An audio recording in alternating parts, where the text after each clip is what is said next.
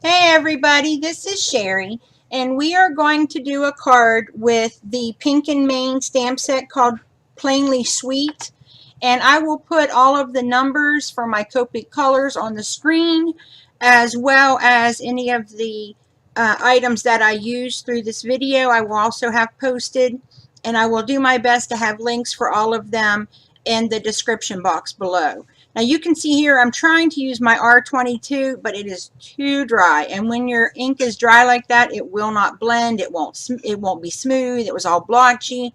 So I went and switched up to R24, 27, and 29 instead. And it just, I don't know, I tried to speed this up because I feel like this part goes on and on forever. I'm so sorry. I hope you don't get bored. If you do, you can always, speed through the coloring of the red on the plane. But I really kind of struggled with this because I knew that I wanted my shadow to be in the center, like there was the light source was coming directly at it. Well, every time I'd go to do something, if I had it turned, then it'd be like, oh, well, that's sideways, so my light source would be here. No, because my light source is the same place that I start with, where the plane is sitting right in front of me, horizontal, right in front of me. So every time I went to add a different highlight or my shading, I had to turn my plane back to the original position. So we're going to use C1, 3, and 5 for this. And again, I apologize because I am not doing very good with my Copic coloring here. I've got my hand too low on my pen, and because of that, my hand's in the way for some, and that just absolutely drives me bonkers. And I wish I could do it over, but I'm tired. I don't want to do it over. So I hope you all can forgive me for this just one little indiscretion. Like, that's just one, right? Yeah. It's like, Sherry, have you not watched any of your other videos? All right. So I'm just coloring in the last of the C, 3, 2, and 1. And now we're going to do the C3, 5, and 7, which is the darker color for the tire. I didn't want it plain black.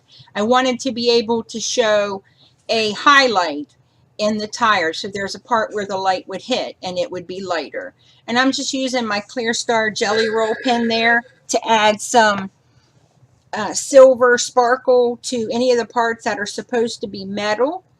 And then again, I'm doing my base coat, then doing my darkest color, which is B37, then my mid-tone color, which is B34, and then my lightest color, which is B32, and then I always make sure at that point that I go back over the image. And what you do is you just put down your first color, your darkest color, then you go over it with your next color and then just pull that color out a little further. And then when you come in with your lightest color, you go over the two that were already there and then over the entire thing, and you just keep pulling that color farther out, and it makes it a lot easier to blend your colors. And here I'm just fixing some of the things that I missed on the plane when I was doing the red, or the back tire that I missed. I don't know what I was thinking.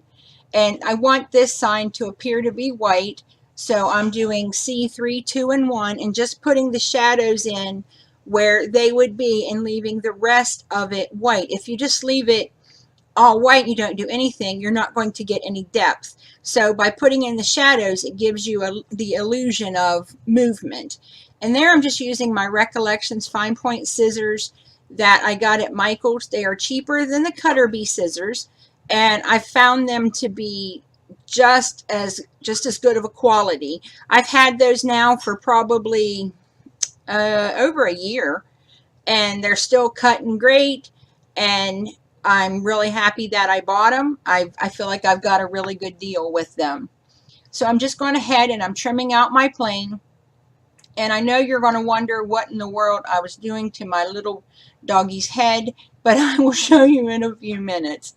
And then I'm just going around the edges to cover up any places that I might not have cut exactly perfect, and to hide the white core of the paper.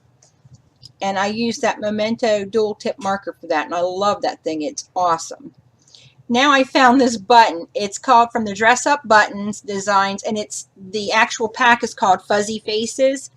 And I saw that dog, and I was like, yep, that's going to be my dog's head. And he was a great size because he was just like almost the entire head was him. So it worked out really well. And then I'm just using my glue dots from Elmer's there to attach the face. I cut the shank off of the button. And here I'm using some clear packing. You can use acetate if you have it. I had something, but it wasn't as heavy, and I wanted it heavier. So I just cut up some of my clear packing and used that for my piece of acetate. And this is just a no-name brand blue and white twine. I believe I got it from the dollar store, but I'm not exactly sure. I have them all in the same drawer, so I'm not 100%. And I was just trimming off anywhere the acetate may have been sticking out over the image. And I put some glue dots on the back of my acetate, and then I'm getting it attached to the pieces, and I fiddle with it for a while. I had trouble holding on to it, but I eventually get it, and had to keep making sure that my strings weren't all twisted and crossed.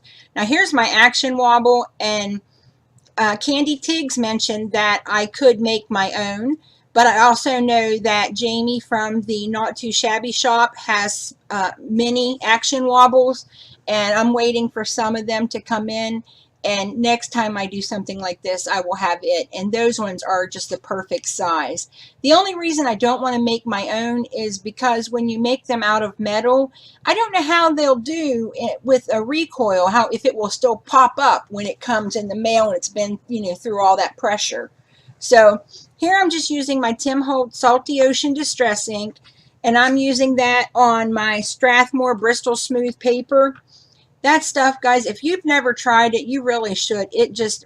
Everything just blends on it. So amazing. I really do need to do a video showing you guys the difference because I love it. Now here I am. You'll see in a little bit I'm being a big boob. There's the kind-hearted Concord and 9 stamp set that I'm using for this part. And it just says, "You're the best of the best." And I'm making this card for my grandson. Except I forgot that I had already filled a shaker pocket that had been gifted to me from Rosa, who is Busy Mom here on YouTube. And I had already filled the pocket, and I forgot to cut out the hole for it. So this is the Recollections 110-pound blue cardstock, and I'm just attaching my base to it. And then here in a minute or so, I'll realize that, I was wrong and I wasn't supposed to be doing it like that.